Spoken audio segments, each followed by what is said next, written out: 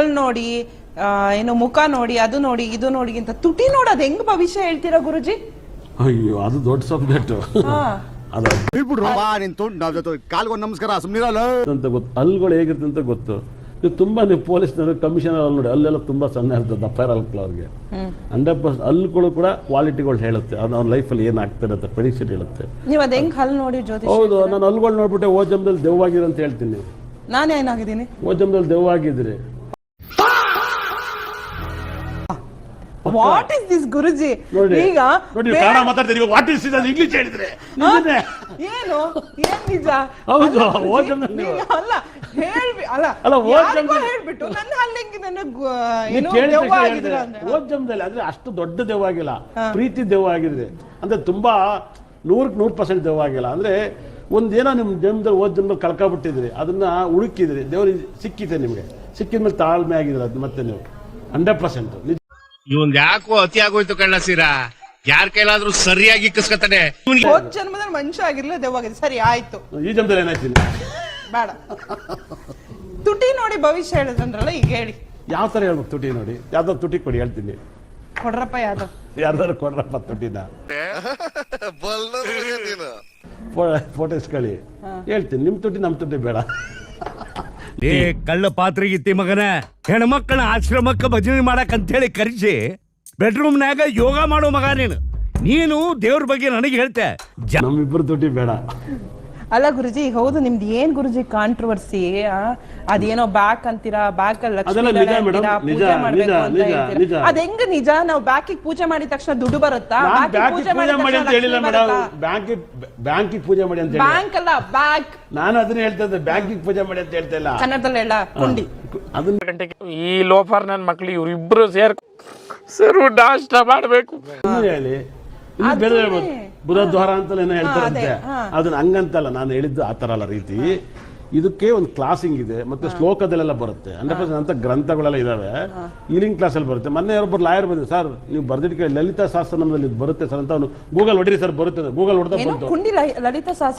ಅದಲ್ಲ, ಅದು ದೇವ್ರಿಗೆ ಅರ್ಪಿಸ್ತಾರಂತ.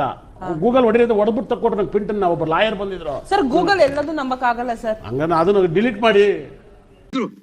ಒಳ್ಳೆ ಹುಚ್ಚು ನನ್ ಮಗನ್ ಸವಾಸ ಆಯ್ತು. ಆಮೇಲೆ ಗ್ರಂಥ ಇರುತ್ತೆ, ಹಂಗಂತಲ್ಲ ನಾನು ಹೇಳಿದ್ದು. ದೇವ್ರ ಶ್ಲೋಕ, ನಾನ್ ಮನುಷ್ಯ ರೀ, ನಾನೊಬ್ಬ ಹಂಗಂಗನೂ ದೇವ್ರು ಅಂತ ಹೇಳ್ತೀನಿ ಮೇಡಮ್. ನೀವು ಕ್ಲಾಸಿಗೆ ಹೋದ್ರೆ ಇವೆಲ್ಲ ಬರ್ತವೆ. ಈಲಿಂಗ್ ಕ್ಲಾಸಿಗೆ ಹೋದ್ರೆ 7 ಚಕ್ರದಲ್ಲಿ ಅದೊಂದು ಚಕ್ರ ಬರುತ್ತೆ. ಆ ಚಕ್ರನೇ ಇಂಪಾರ್ಟೆಂಟ್ ಚಕ್ರ, ಅದು 7ನೇ ಚಕ್ರದಲ್ಲಿ. ಅಲ್ಲ ಅದ್ ನಂಗೆ ಗೊತ್ತು, ಗೊತ್ತಿರ ಮತ್ತೆ ಒಂದ್ ನಿಮಿಷ ಗೊತ್ತು. ಆದ್ರೆ ಕುಂಡಿಗೆ ಪೂಜೆ ಮಾಡಿದ ತಕ್ಷಣ ಲಕ್ಷ್ಮಿ ಬರುತ್ತೆ. ಪೂಜೆ ಮಾಡಿ ಅಂತ ಹೇಳಿಲ್ಲ ರೀ. ಪೂಜೆ ನೋಡಿ, ಲಕ್ಷ್ಮಿ ವಾಸ ಮಾಡ್ತಾಳೆ. ಕೈ ಮುಗಿರಿ, ಒಡಿಬೇಡಿ ಒದಿಬೇಡಿ ಅಂತ ಹೇಳಿದೆ. ಒಡಿಬೇಡಿ ಒದಿಬೇಡಿ ಅಂತ ಹೇಳಿದೆ. ಸಾಕಷ್ಟು ಜನ ಒದಿತಾರೆ. ನೋಡಿ, ಯಾರೆಲ್ಲ ಹಿಂದಕ್ಕೆ ಒದಿತಾರೆ ಹೊಡಿತಾರೆ, ಅವ್ರ ಮನೆ ದರಿದ್ರ ಬಂದು ಹೋಗ್ತಾರೆ ಕೊನೆಗೆ. ಸಾಕಷ್ಟು ಪ್ರಾಬ್ಲಮ್ ಸಿಗಾಕಿರ್ತಾರೆ. ಅದನ್ನ ಒಡಿಬೇಡಿ ಒದಿಬೇಡಿ ಅಂತ ಹೇಳಿದೆ. ಹೌದು, ಒದಿಬ್ಯಾಡ್ದು.